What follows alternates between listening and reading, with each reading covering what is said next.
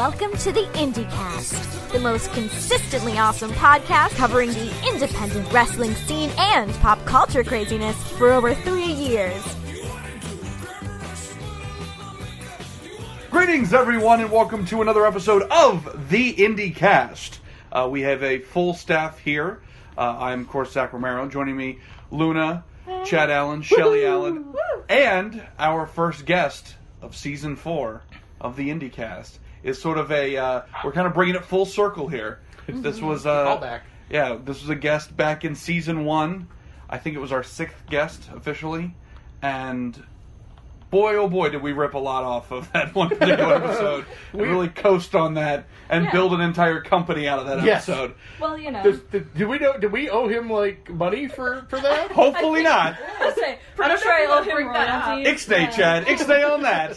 Whoa, buddy. Ladies and gentlemen, welcoming back to the IndyKast, the Cobra Supernova, The Venomous and Vile, Serpent of the Nile, Ophidian. Let me help you with that. Oh. I am the Venomous and Vile, master of snake style, the Cobra Supernova, Ophidian. Cobra Supernova might be my new favorite one, by the way. Well, it's a kick-ass name, and it's also probably an alternate name for a band from, like, the early 90s. I'm sure there was a band trying out Cobra Supernova, and they're like, this will never work. Pearl Jam it is. It was the first name for Jefferson Starship, actually. Oh, good to know. Fun fact. Fun fact. And Jefferson Starship reference, by the way. Very nice. So After today's episode, they can add also still awaiting royalty checks. Well, does Ophidian know the story behind this? What we're talking about right now? I don't know if we've ever talked about it on air, so we can. This is a good time to do it. Yeah. So before... Let's take you in the way back. Yeah, so... 3 years ago. So, we're getting ready to interview one Mr. Ophidian for our like I said, like our 6th show or something like that. And he lets us know before we get out of the... Legitimately, just before we hit record... and I'll have you do the invitation because you remember exactly what he said. Yeah, so we ask Ophidian, like we do all of our guests, to kind of look behind the curtain here if there's anything that we don't want to talk about and things like that. Well, so as a precursor, we've actually done our homework. This was back in the day when we, prepped for shows. So, we have all kinds of questions and about Chikara, and I have, 50 questions just about Mike Quackenbush, and, we go Well, that part hasn't changed. Yeah. But, we go through the whole, we are so ready for this. Yeah, we have the encyclopedia on Ophidian the Cobra. I had back and front typed out questions for that. We all didn't do our shoot jobs that day and just wrote down things about Ophidian. Probably true. Yeah. Should have all been fired that day. But anyways, and so we ask Ophidian if there's anything that we want to avoid, and Ophidian responds with, "Well, you should know I'm fully gimmicked." And we all look at each other and go, what the hell is he talking about? Whatever. And but none of us are adult enough to go, "Excuse me, Mr. Ophidian, we don't know what you mean by that." So we just say, "Sure, yeah, no, that's great, no problem." We start recording. We ask about, where Ophidian came from, and we got this, unbelievable PowerPoint presentation on time travel from ancient Egypt, and we threw away our sheet and our material. And because of that, that's stuck with us ever since. And so when Luna and I were deciding to start a merchandise company, we decided that that was what we were going to specialize in. And so the company Fully Gimmicked was born. Mm-hmm. And now, thanks to Chad's big mouth, we owe Ophidian some money. So, and if you fiddle-dee-dee! And if you listen to that episode, by the way, you can indeed hear one of us crumpling up our piece of paper for questions and throwing it behind us because we were screwed from that point on. So, 4 years later, Ophidian is king of wrestling and king of snakes, and we're making shirts in our tiny house in Spring Hill. So there you go. There you go. Good times. So thank you. I'm glad to have such a huge part in the rich history of the IndyKast, the Fully Gimmicked, and everything involved around it. Yeah, just a giant sheet cake of success for all of us. That's what it comes down to. Giant sheet cake. Now I want a sheet cake with Ophidian's face on it. Now, one thing that I do want to mention. Well, first of all, what are we doing? We have a whole system built now that we're supposed to be starting off now with. We get off the rails? Right. So now we're getting back on the rails. Now it's on the rails. So Ophidian, now just as sort of a general introduction to maybe anybody who's not familiar with your work yet. We've got a new thing that we're doing called the lightning round. I really need a soundboard because that lightning bolt still sounds like a bobcat. Also, Anyway, the bobcat round. right. So we're going to ask you some rapid fire questions here. Feel free to answer them as quickly as you see fit, and Or not. or more accurately, probably not very very quickly. And that's how we're going to officially start this interview, I guess we'll say. Yeah. This gets to be the time where me or Luna get to talk. Because the guys Get to talk, by the way. Get to. Chad and I, we hold them down. They both have these soliloquies and monologues to give. We just holding them down. It's Shakespearean otherwise. Mm-mm. Well, like, half Not of on my this show. lightning round questions are usually a paragraph anyway, so like... Yeah, All that's right. true. it's Let's all I begin. get, Yeah. Okay. Well, for those who might not know, who trained you and where and when did you debut? Oh, this is the question that started it. So, many, many years ago, in 571 BC, Yes! so I began my career in Philadelphia, Pennsylvania, in the ECW arena at the Chikara Wrestle Factory. At the time, the Wrestle Factory was placed in the ECW arena, and it was run by Mike Quackenbush and Chris Hero, who's now Cassius Ohno in NXT.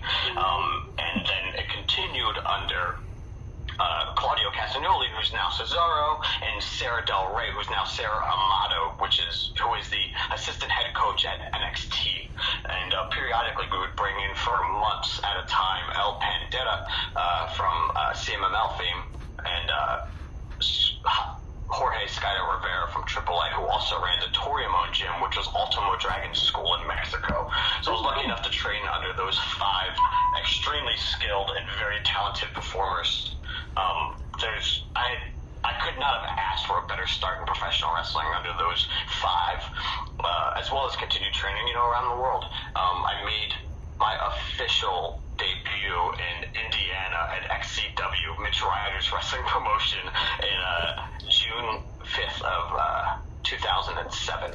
My very first match, it was my very first injury. I was concussed by Too Tough Tony. No, I mean, not necessarily his fault. I was, very young and, lying. He knocked me out with his front flip top rope leg drop. Yeah, that'll do it. Yeah. Too tough, Tony. Good And yet he that first match concussion, he was like, "No, I'm still in this. I'm coming still back." into this." Yeah. All right. So lightning round question number 2. Okay. Well, what is your first wrestling memory as a child? Way back. As a baby snake. Way back. Oh, man. It's a tiny Do you want, the legit very first one, or the one that gave me chill? Like, that first one that was like, oh, crap, this is professional wrestling? Like, this is what I get to watch on a weekly basis? I think the whole crap one. Yeah. The O-face one. We're with the O-face one. I was confused a bit as a child when The Undertaker went from purple to gray, and, I didn't necessarily understand as a young kid what it meant for Ted DiBiase to have his own Undertaker that was separate from the main canon Undertaker.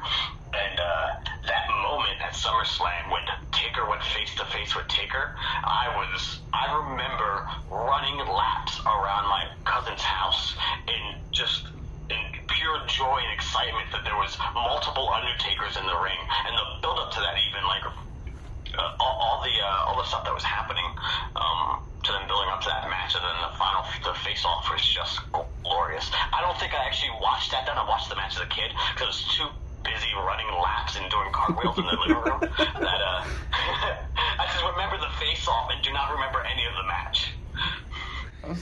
I think pop culturally, I think everyone else is basically in the same boat. Like, everybody remembers the looking at each other and one Undertaker being slightly taller, and then no one actually really remembers how that match goes. The match itself isn't like an iconic classic match. It's just something that doesn't happen in professional wrestling, like to have a doppelganger. That is, Undertaker's a hard man to replicate. To get somebody that is even close enough to his size and shape, and look, it's amazing that they found another, a doppelganger to put into that role as a fake Undertaker. And I think that it also helped that there was a story around that, as opposed to fake Diesel and fake Razor Ramon, where the story was, shut up, they're totally the real guys. That's not a really great, compelling narrative. Whereas Sin Cara just went from not having tattoos to a full arm sleeve of tattoos. Yeah, exactly. Yeah. I read something very interesting about that Taker versus Taker match recently. Do you know who did the tattoo? Because Brian Lee, the one who played the other Undertaker, doesn't have the tattoos that the real Taker does. Do you know who put those tattoos on him? Because they were drawn on? Please tell me Tom Savini did. Like, I know that's not it, but man, that would be the greatest thing ever. So hard. No, fucking out of nowhere. Yeah, I was like, definitely updating the Wikipedia to say Tom Savini now. They were doing him in the back and they weren't getting him quite right. Jerry the King Lawler grabbed markers and did them. That was going to be my guess, because he's like an illustrator. Jerry Lawler did it. I thought that was very interesting. That absolutely makes the most sense. There's Right. nobody more skilled for that task. Exactly. Other than Tom Savini. Other than I Tom was just gonna Savini, say, right. See, Jerry Lawler makes the most sense. Tom Savini, much more interesting story. True. So, What year would have that been? Would he have been pausing on the Night of the Living Dead remake? Be like, I gotta go draw tattoos on a wrestler. I'll be right back. How long can it take? They Exactly. can wait. right. Look, guys, they're overnighting me, red-eyeing me to SummerSlam to tattoo the Undertaker. To doodle. Yeah, Brian Lee. Now I want to watch that match again. Right. They're red-eyeing me to doodle with Sharpie on a muscly man. I'll be back. I'll be back for filming. That's like Luna's dream job. That's true. I know. Just a red bat phone rings. Like, you gotta doodle some people. Like, I'll be there. They jump in the plane. Doodle master. Oh my. Anyway, what's the Big bong. You're the one who said I had to go doodle people. I'm really good at it. I thought that was gonna fly under the radar. Now, doodle professional is gonna have to be like on a shirt or something. Doodle master. Doodle master. Yeah. I don't know how I follow that up. With the next question. Oh my god. So who on the indie scene have you not wrestled that you would like to? That's so I was recently I took some time off in the independent scene, and I'm glad that I did. I had to take some time off when I was pretty banged up, when I was starting Closet Champion and forming the company and doing all that. And in that time that I stopped kind of taking outside bookings, only performing with Chikara for that, about a year and a half or so, so much quality talent showed up on the scene. Like, the indies have been almost the place to be, more so than the WWE or the things that revolved around it.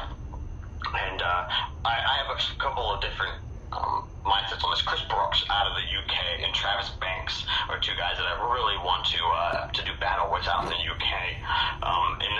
In the States, Desmond Xavier, Shane Strickland, which surprisingly I've never worked Shane, despite the fact that we were in similar circles for quite some time. Both of them are all four of those guys are guys that I definitely want to get my hands on in a wrestling ring. I think I can make Chris Brooks happen relatively soon in my next tour in the UK. I hope somebody listening will make that happen. There's so much more than just them, though. I mean, it'd be doing a discredit to say that there aren't just tons and tons of talent that I haven't wrestled yet. I mean, there's some that I'd love to revisit, like my battle with Sami Callihan back in like 2010. I think it was 2010 or late 2009, was great, but that was 7 years ago, and for us to get back into the ring together now, it would be a completely different ball game. So I've got a lot of situations like that as well, and I'd love to revisit some matches that older me would be more appreciative of. Well, I also like the idea that Ophidian is just this giant gatekeeper of independent wrestling, and as soon as he left his post, all these other wrestlers came in because oh, the coast is clear, and they all come in, and all these talent pools start to develop. I'm no Idris Elba, but I'll happily guard the gates. Although, interestingly enough, if you want to get to his place in Philly, you have to go on a Rainbow Road. So, same.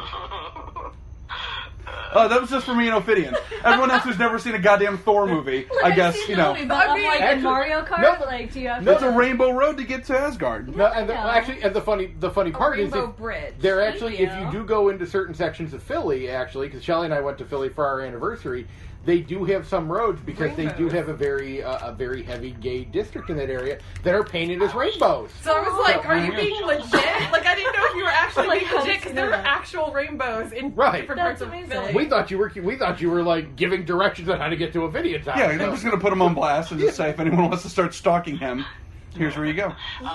Well, funny enough, I lived in that part of Philly for years before I moved to Arcade. I lived at 15th Spruce, which is right on the outskirts of what was considered the neighborhood. And that whole area is, like you said, just all the street signs and rainbows. I lived just about a block or two away. I was at the end of the rainbow, if you will. Just like Idris Elba.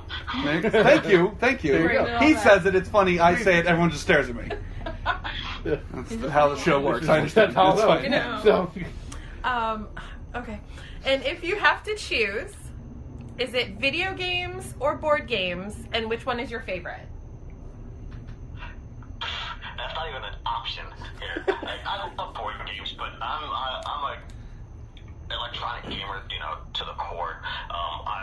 If I'm not currently not playing Pokemon, Sun, I'm playing Mass Effect Andromeda, or I'm on my phone, playing either, currently it's a Dragon Ball Z, the Buu Saga from the GBA, or sometimes, depending on how I'm feeling at the moment, I'll switch to the Legend of Dragoon, both of which I play on my iPhone.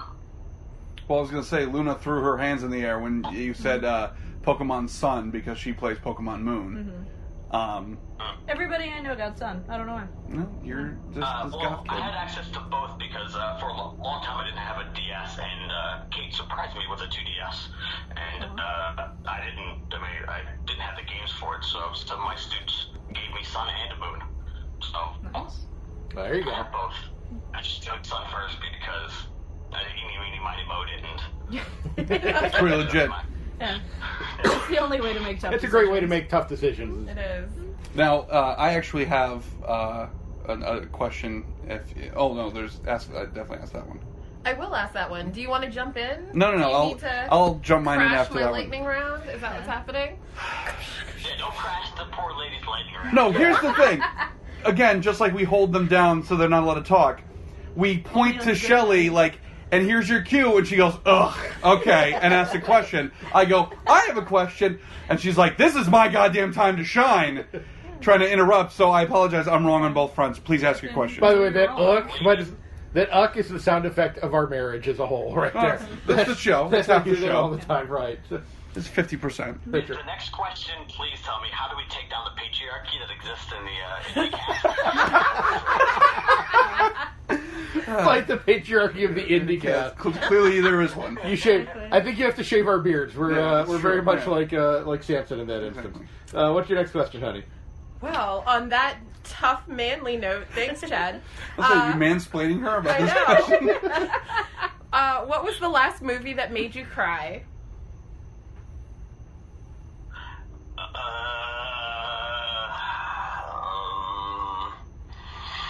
Apollo was very sad.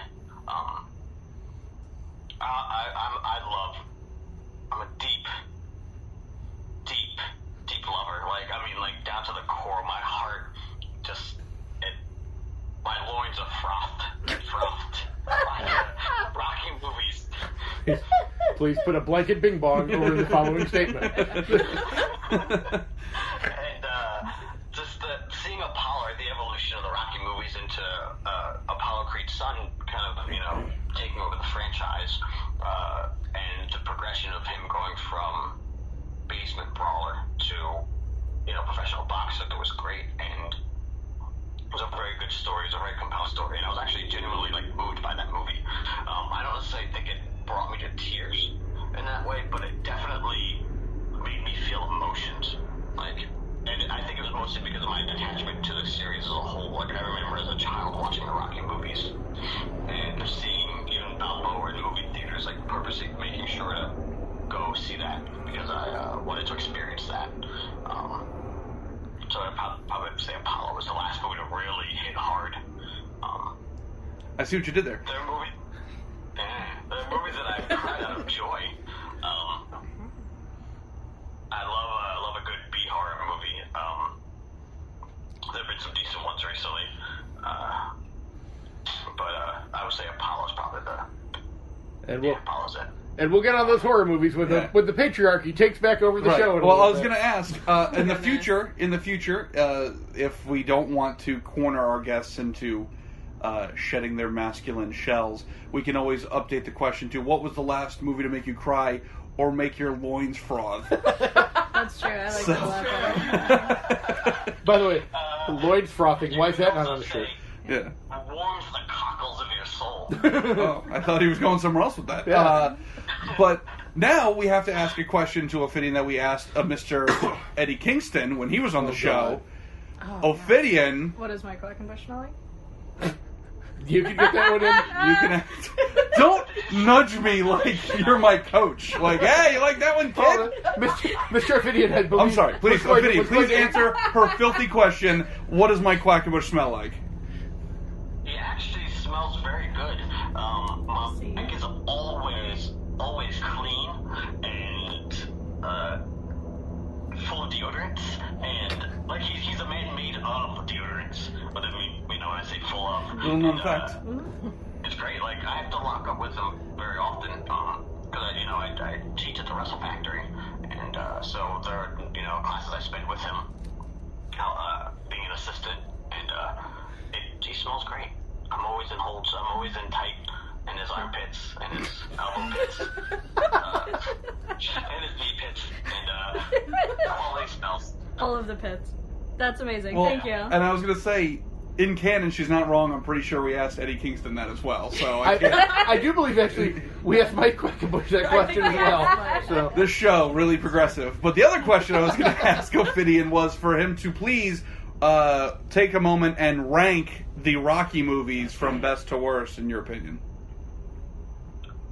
So I think, well, people will always argue that like one is absolutely a classic. One is without a doubt a movie that helped progress that genre forward, and it made Sylvester Stallone a star without a doubt. And the movies that followed, that he directed and had a bigger hand in, not that they went down in quality, but they definitely became more of they became a little more campy.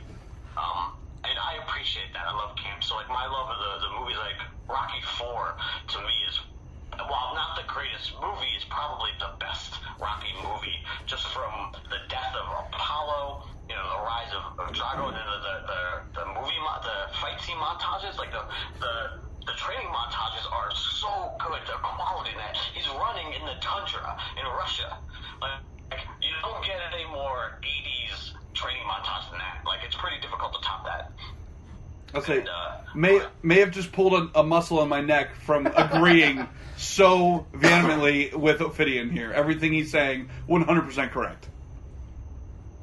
And I think as far as like personal preference goes, camp being one of my biggest factors, Rocky IV is the best film of all of them, with 1, 6, and 7 being Rocky Balboa, and Apollo being very close to 3 and 4. And as far as like actual storytelling goes, the stories are just so good in that and so compelling. I say this line to Kate very often, and it's such a dumb line. It's a throwaway line, I think, in the movie in Balboa, but it's when they're at the restaurant that Rocky owns, and the line is like, what's so special about Mexicans making Italian food? And I jokingly say that to Kate because she tries to make Spanish food because I'm of Hispanic descent, and she's very white. She's very white. She is the most white human. I mean, like actual skin, she's very pale, and not like Seamus pale, like not like I bathed in the moonlight. Like she's got some color to her. She's not a vampire. We don't have to worry about anything like that. There's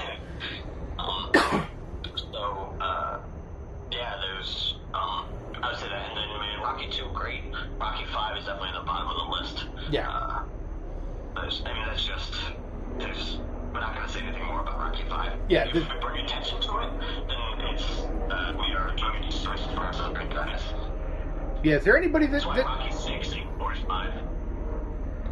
Is there anybody that doesn't think Rocky V is the worst? I mean, that's the one with, like, Tommy the Machine Gun. Yeah, right? yeah. We almost ended a friendship because somebody had gotten the movies confused, and we were going down the list, and when we got to Rocky III, our buddy was like, oh, arguably the worst in the series. And we were like, are you high? Yeah. Mr. T? Like, come on! And then he thought the fifth one was the third one. And so then that friendship was saved. Yeah.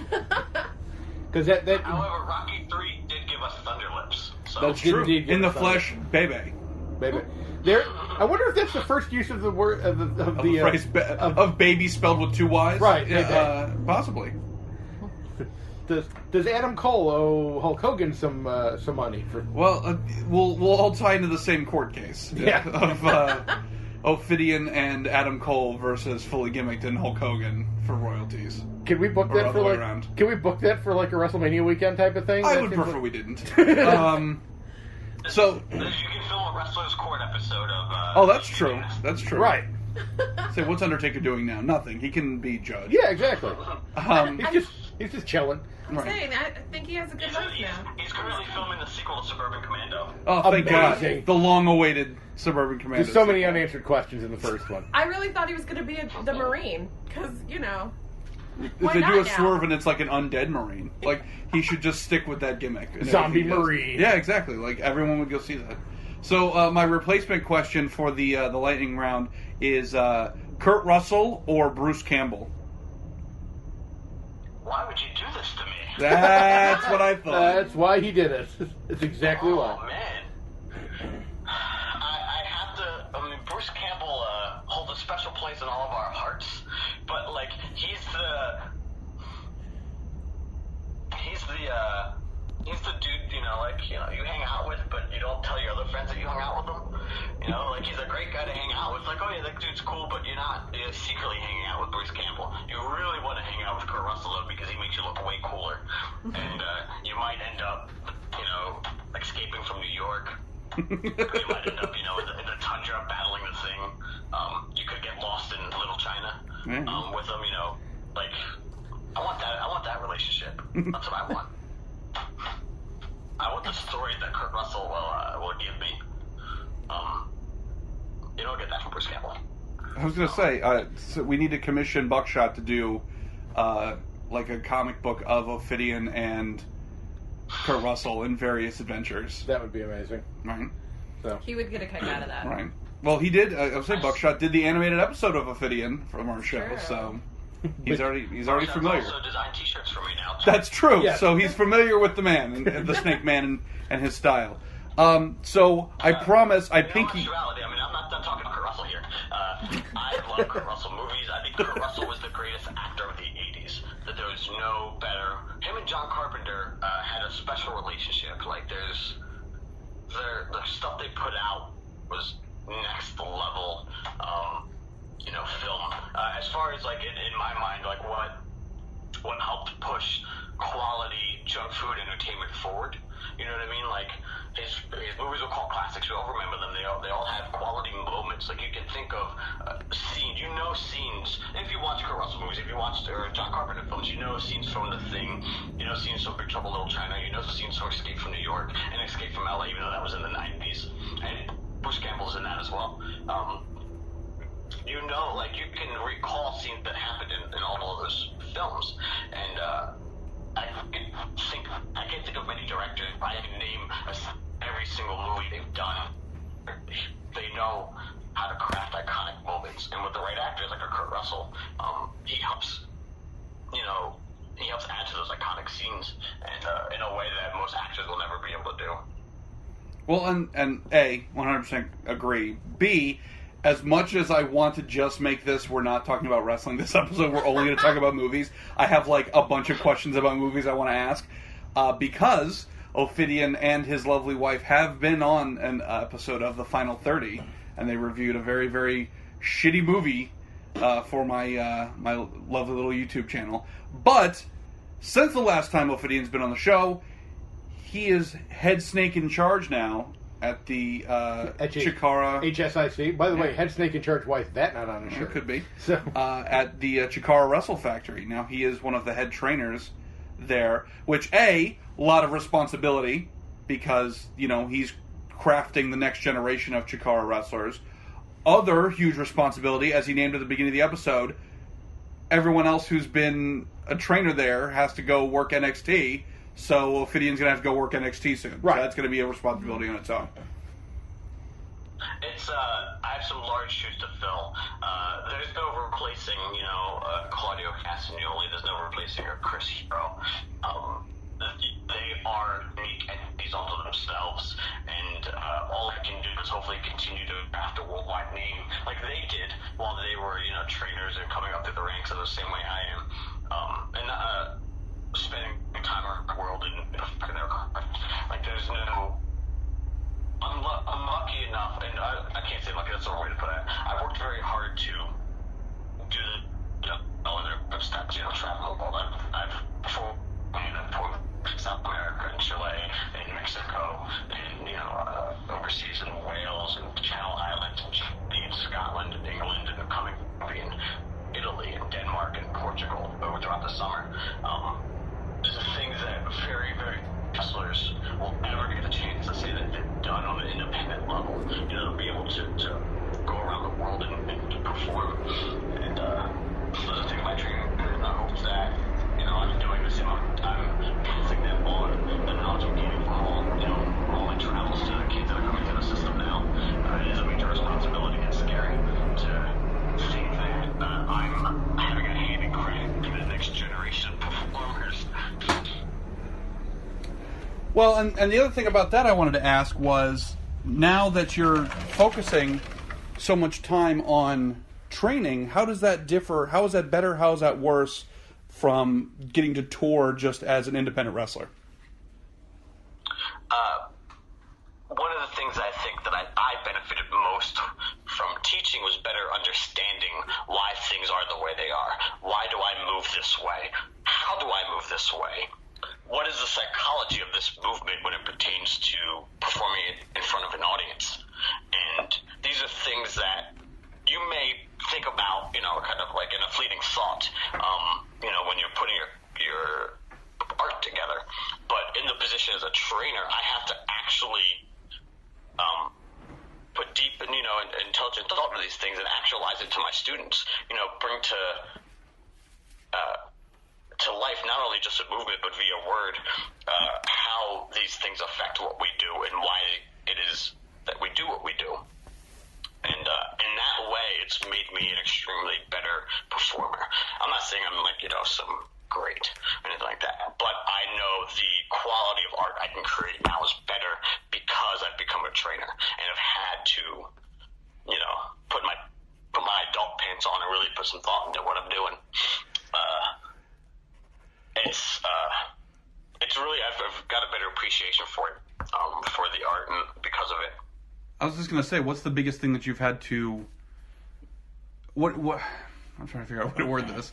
What stands out to you most when you're training new people? Like, what's the biggest thing you're having to get them to overcome? I say this to every class that I start, every new class that starts. We run like a tiered system that runs like a 7-week program to see if you want to try professional wrestling or just give it a shot for a few weeks just for the fun of it. The people in our tiered program aren't necessarily training to become pro wrestlers, but it's a great way for them to see if they would like to become a pro wrestler or just to say that they've had the experience. So it's like a 7-week program, $250, 7 courses over 7 weeks. At the beginning of each one of these classes, I say to the students, don't be afraid to fail. There are things you're going to be bad at. I know that. And I expect all of you to fail at some point trying out some of these movements that you've never even attempted or you don't even know that you can attempt. I just ask that you do try and not be afraid to fail these movements. And I think that's the biggest thing for people to overcome is the fear of failure while attempting anything, even as simple as like a wrist lock sometimes, because the fear of failing in front of a group of people can be so embarrassing on something that feels so easy, because professional wrestlers make it look so easy. They make it look so mundane to put on a wrist lock or to lock up or to take a bump even. that they do, and that is without a doubt the biggest killer of confidence, or that of failure to fail, or that fear of failure.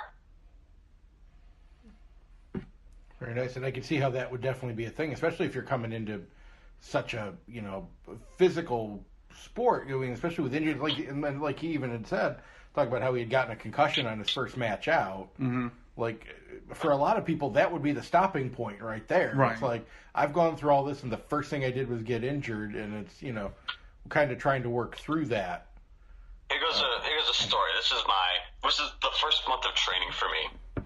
We're learning what we call banderas, which is when you charge at somebody in the turnbuckle, they bend down and they pop you from in the ring to the apron while they're standing in the turnbuckle. You might have heard Hogan call it the duck and boost on that Celebrity Championship Wrestling show when he was training the celebrities like Screech to wrestle.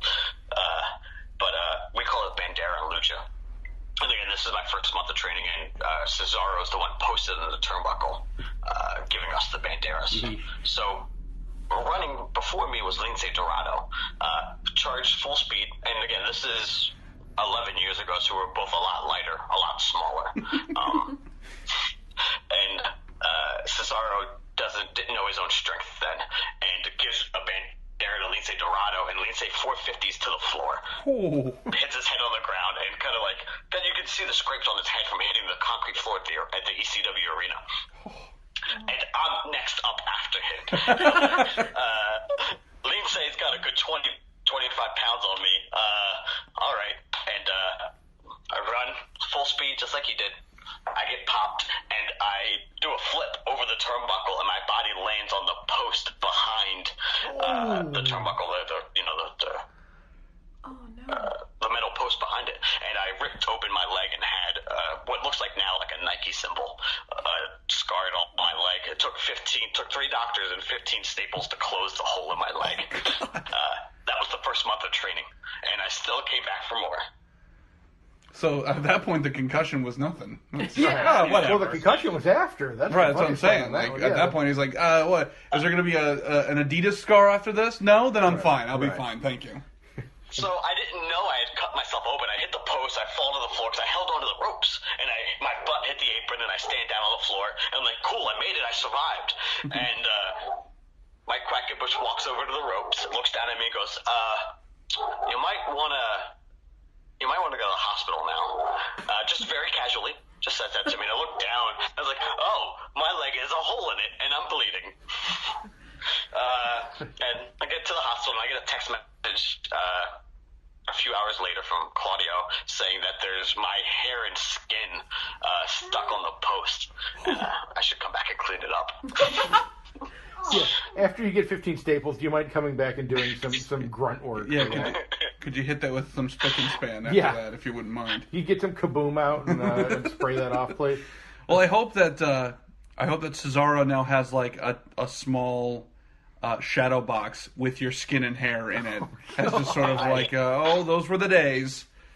He has that on his little wall, and also part of Lince's skull, apparently. Yeah, well, you know that's. Most people don't know this, but Lince and Amasis and myself all went to school together. We all grew up. We all, if you will. Okay, so mentioning Lince Dorado, you just hit me with something here that I have not thought of, and we actually thought of it in 3 years. In 3 years, the last time you were on, you made some reference to a night involving you. It was a show involving you, Lince Dorado, Amasis, and Chicken Wire. And you refused to get into any more detail about it, and you told us to ask Lince about it. And we did, and he knew what we were talking about, but he also refused to give any kind of explanation or details about it. So... yeah, there's some stories that are better left between us for the moment. So we're old men, and we're building we're building up this story here, and when it comes out, you guys are all going to be happy that we waited to tell you. But I still can't go into. We have lots of stories. We all grew up together, and we're all a bunch of idiots. So we've got plenty of stories. We're not idiots. That's a bit harsh. I feel like that. No, I feel like that's going to be the name of the eventual Lince Dorado former Chikara years DVD. Will be like, we all grew up together. We were all a bunch of idiots, and it'll just be like a picture of all of you in like a big group shot. Like, yeah, and it'll just be terrifying road stories and chicken wire. Without getting into too much detail, because I know that's not what you have me on the podcast for, but we all backyarded together. We all, and I've known Amasis since elementary school. Like, we grew up, like, that's how long Amasis and I have been together. And Lince Dorado, we met him, at age 13, and he had the Grim Reaper flag tattoo on his arm at like 13, 14 years old. We all thought he was in a gang. And when you got this young kid show up with this giant Puerto Rican, Grim Reaper draped in a Puerto Rican flag, and you're like, well, we can't say no to this kid, so I guess we'll let him in our backyard fed. That kid's scary. We'll let him in. Like, he's in the group. B, he's officially the bouncer. Right. Because, holy shit, he has a tattoo. Yeah, at that age, it's like, yeah, of course, this is the most badass kid we know. Yeah, no kidding. If they make a version of like the Bad News Bears, but it's just about wrestling, like he'll be the kid who comes in on like the moped, and everyone's like, oh, like. I think you have a movie idea there. Yeah, I think I'm definitely stealing yet another idea from Ophidian, and right. We'll have to add that to the list of royalties we owe him. So, speaking of other projects that you're involved with that may or may not involve chicken wire, you are a host of your very own Bouncing Baby podcast, Bump and Grind, with Miss Kate Nix. Yes. Let's talk a little bit about life with a podcast.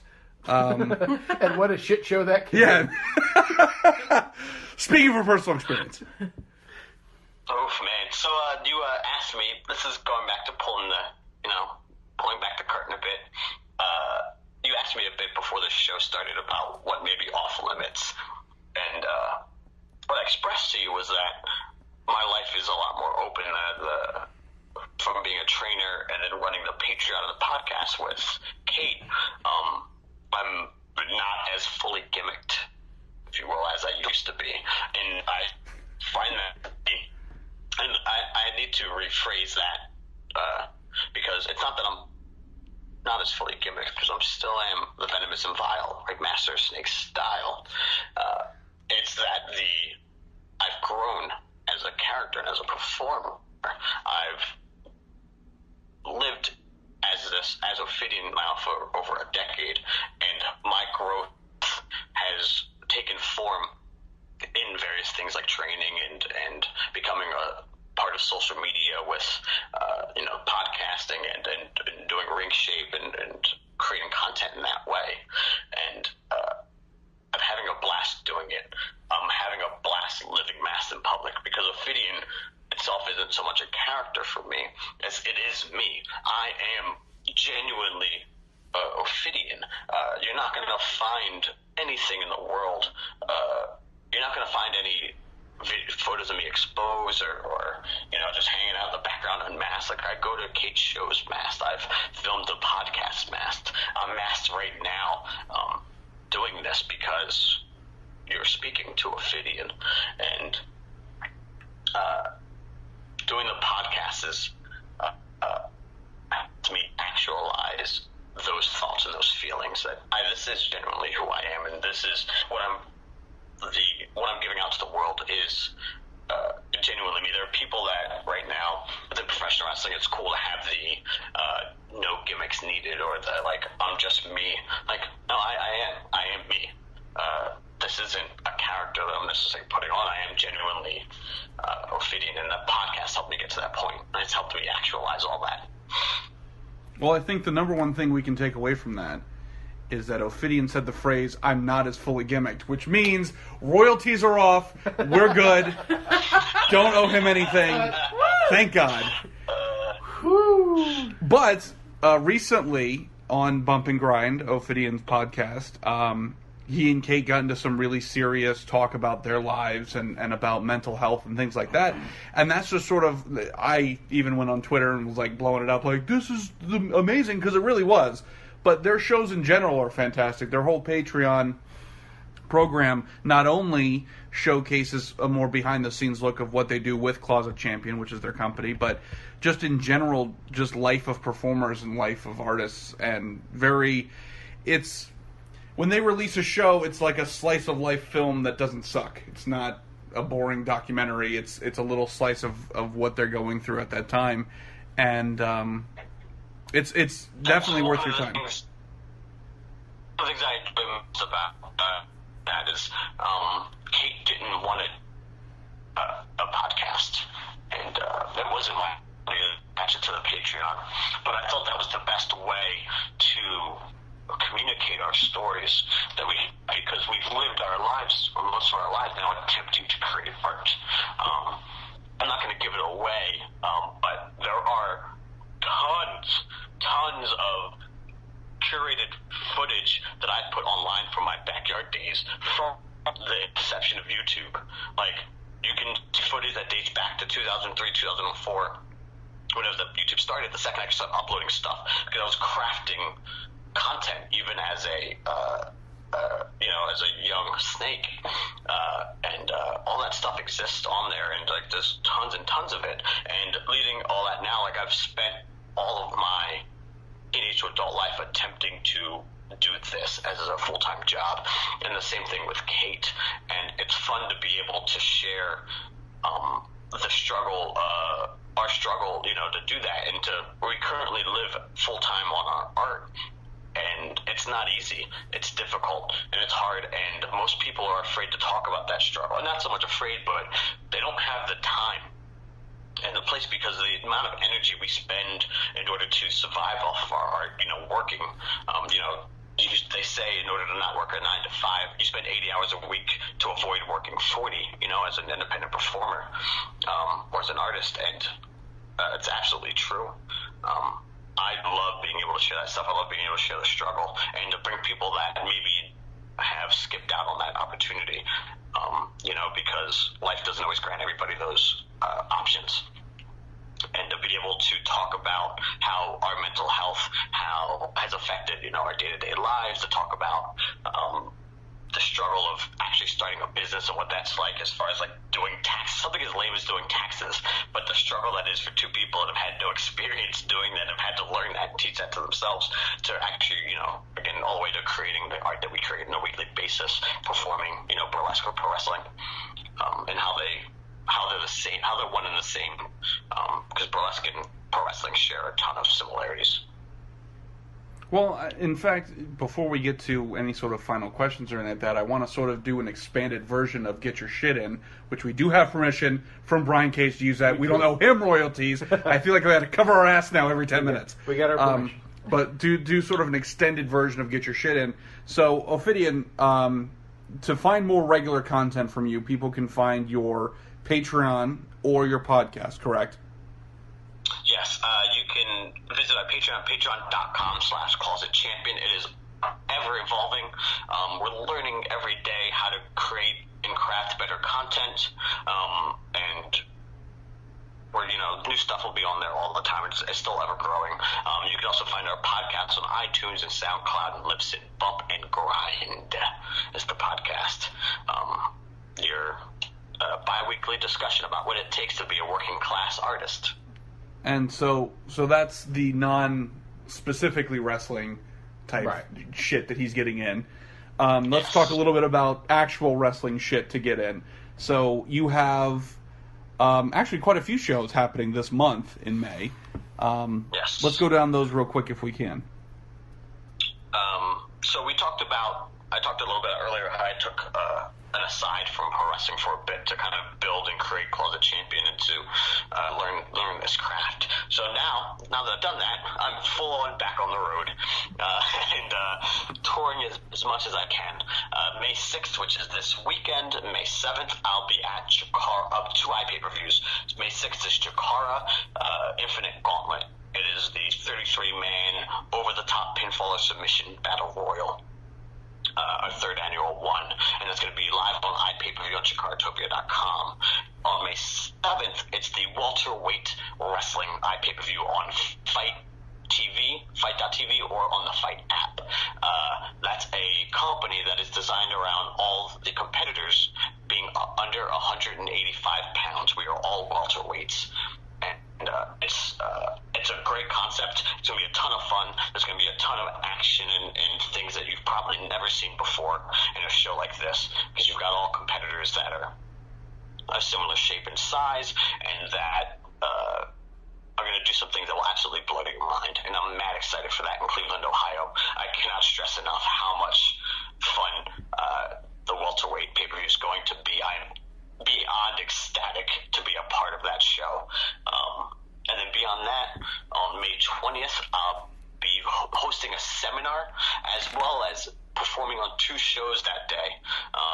One with Brawl USA, and that's where the seminar is going to be at. And then later in the evening, I'll be with Ignite, both of which are going to have both of which are going to be great shows, without a doubt. I get to battle an old friend, Aaron Epic. Well, I was going to say, he's got the potential in both those shows to leave with much heavier bags, because in the Brawl show, he's fighting Aaron Epic for the Brawl USA World title, and the Ignite show, he's in a 4-way. It's Ophidian, Aaron Epic, John Cruz, and Jason Cade for Ignite's world title. Right. So potentially, the Snake Man could leave Florida with 2 championship belts to add on the wall. I said this to Aaron Epic. He's put on a lot of weight recently, and I would love to help him lose it on May 20th. That's a burn. That's a burn. You know, guys, I'm talking about his belts. He just won 3 titles. No, well, yeah. So, and actually, Ophidian, one thing I'm interested, I'm kind of interested, because you are doing, like you said, you are doing a seminar while you're up here, or while you're down here. I guess down here. We're down in Florida. Obviously, you're looking for trained wrestlers who are coming in to kind of, hone their craft a little bit or anything like that. Would that be anything that you would recommend for somebody that's looking more just to kind of see the backstage of it, get into like the like a managing side or referee side, or it would be mostly just for wrestlers? A lot of my seminars have a major section in it about navigating the world as your character, as what you perform under, and that's always a huge part of what I do. Not just navigating pro wrestling, because I can't necessarily tell you how to best do your character in front of an audience, right? That has to come out naturally to an extent. But I can talk about best practices with being genuine to yourself and genuine to your brand on social media and things related to that, and how to craft a world, essentially world building with who you are. And I think that's beneficial to not just performers, but to anybody that's involved in any type of entertainment. It's something that Kate and I discuss a lot, even on Bump and Grind, and there's a huge part of my seminars that dive into that. Very and cool. That's beneficial whether you're a referee, a manager, or a wrestler, as we're all a part of the show, and You just got my $20. Right, exactly. So, welterweight, Brawl USA, Ignite, any other shows this month? As far as May goes, I'll be back in Chikara at the end of May as well, because Chikara runs multiple weekends in a month in Hellertown, Pennsylvania, on May 26th or 27th. I can't remember off the top of my head. It's one of those 2 days. I think it's the 26th. And after that, I'm preparing for a tour of Europe, where I'll be in England, Denmark, Italy, and Portugal, doing seminars and shows with Southside Wrestling, with PCW, with Fight Club, with Body Slam, and with CTW. Very cool. Awesome. He's a globe-trotting snake man. That's right. So, should we, since I'm a snake man. Dun, dun. Yeah, I'm a snake man. Is that part of the seminar? That's his number one rule. If you can make your character, you don't know that your character's decent unless you can somehow do a parody of Billy Gunn's theme song to it. If you can, then you know you got a winner. That's the number one rule. I'm also wondering, since he has to, obviously fly all over these places, I wonder if he's ever been on the plane with Samuel L. Jackson at the same time. Why? No? Why? No? Okay. Why you gotta be like that? I'll see myself out. I do get asked often, how do I get away with with wearing my mask at airports and things, and being masked in public at airports. And I'm a very crafty and cunning snake. I just imagine it's a lot of TSA people who end up getting like green misted. That's right. And things like that. Like you get hit with the Cobra I mist. distract them with shiny objects and run past them. That's also good. Please, government. Is that good for our government? I was going to say, government watch list, please don't listen to this episode. Right. Anywho, so since this is season 4 and we're sort of rebooting the series a little bit, we get to debut again the famous 2 IndyKast questions. And so I'm going to pause you real quick before you get to those.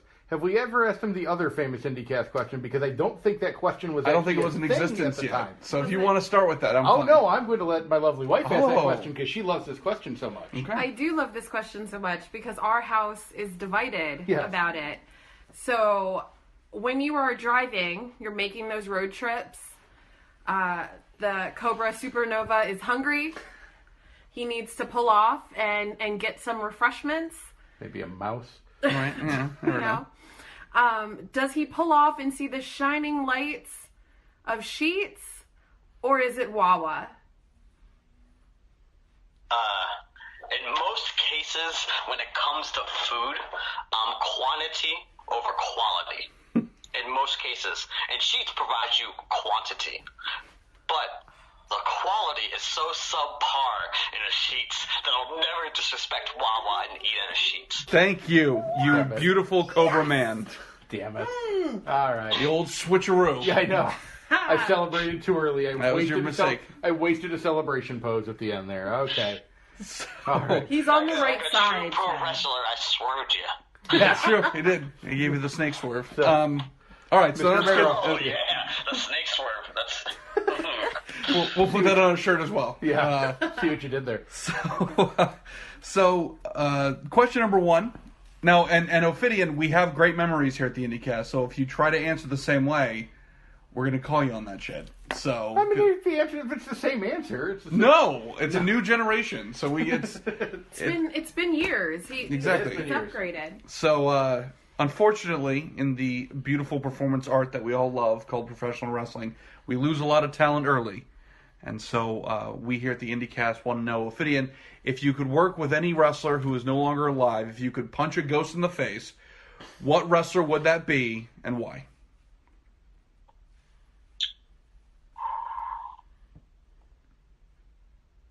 Well, alright. Listen here, guys. As I mentioned earlier,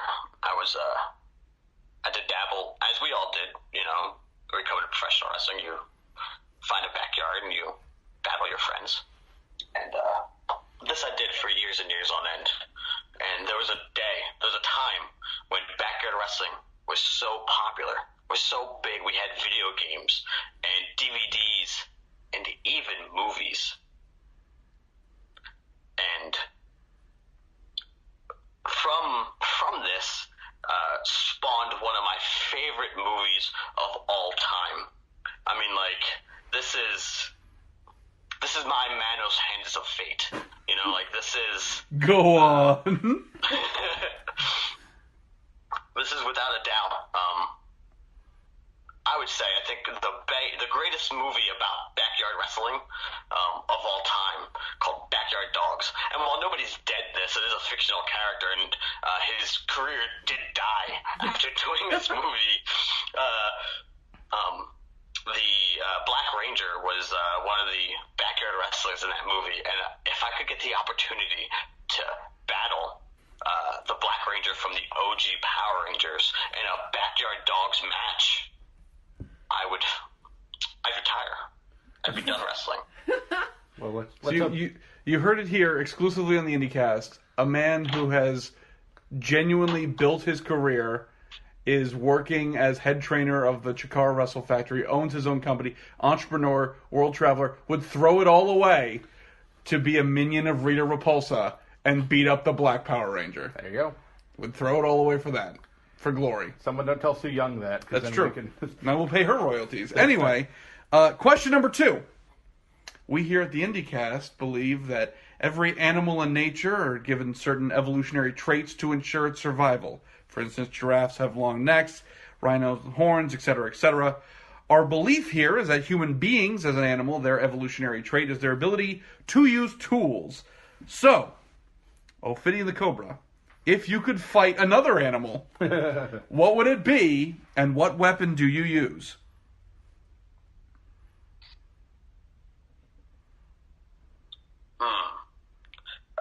We got to go on a different path here than where we've been at before. So I think this time around, in honor of my soon-to-be visit to Denmark, I would love to battle Reptilicus. Oh, that. There can be, when I arrive in Denmark, there can be only one. That's true. Only one serpent. And what weapon does he use, though, to fight Reptilicus? What weapon do I use? I would use the weapon that that was used in Honey, I Blew Up the Kids. Because that's absolutely a weapon, guys. It's technology, and I can use that so I can morph to the size of Reptilicus, and we can battle it out, fist to fin. Fist to wobbly neck. Fist to fish-wired neck. Marionette puppeted strings. Yes. Excellent. Well, before we say goodbye to our esteemed guest of season 4, I actually have a bonus question that I'm hoping will also put Ophidian in a difficult position. Okay. Ophidian, like the back of a Volkswagen? Yes, exactly. Thank you, Ben Affleck. You're welcome. So Ophidian the Cobra, at the end of John Carpenter's The Thing, who is infected? Keith David or Kurt Russell? Big question. So, the right answer is both of them. Oh, Oh, he's smarter than you. he snake swerved me too. Yeah. And I mean, I say this out of all genuineness. Like, I think that they both are, and that is the beauty behind that is that,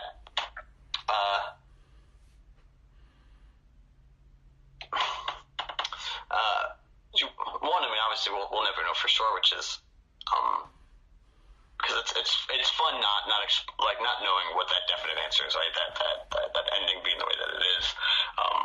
But I certainly think that it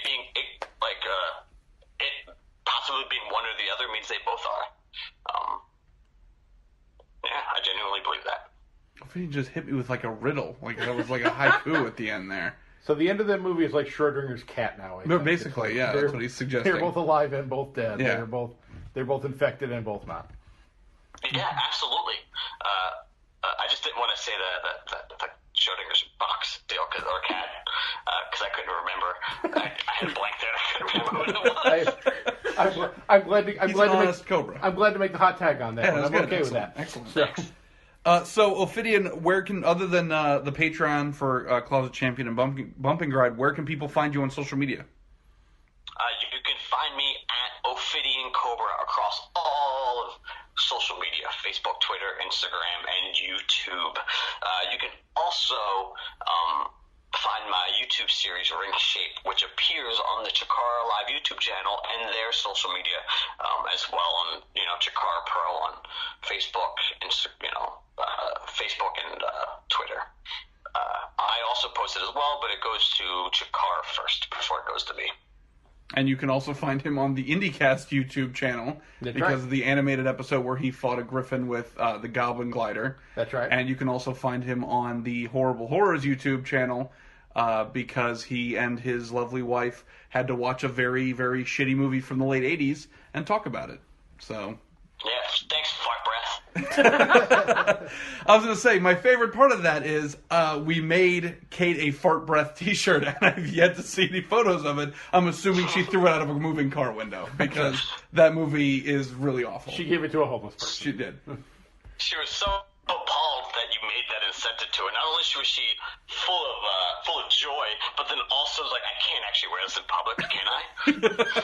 Well, Why not? Well, if anyone was going to start that as a fashion trend, I think it's Kate Nix could start Touche. wearing a shirt that says fart breath on it. Thank you, Prime She could Evil. burlesque right out of it, yes. Right. Well, Ophidian, thank you so much for being on the show. I hope everyone at home listening, or at the gym listening, or in the car listening, or wherever the hell you're listening to this. I hope you all enjoyed. Go catch Ophidian live. He's wrestling all over the goddamn world. He might be fighting Reptilicus in Deutschland. Who knows? Especially if you're down here in Florida. You've got a couple of really good shows to look forward to there. No kidding. And I thought you were going to say really big reptiles for some reason. I was like, that's... well, he might fight at Gatorland. You don't know. Maybe he's got a bone to pick with that reptile, too. You got Dinosaur World not too far away either. True, yeah. Really go kick the shit out of that tourist trap. Anyway, thank you, everyone, for listening to another episode of the IndyKast. For Luna, for Shelly and Chad Allen, I'm Zach Romero for Ophidian The Cobra saying, Deuces!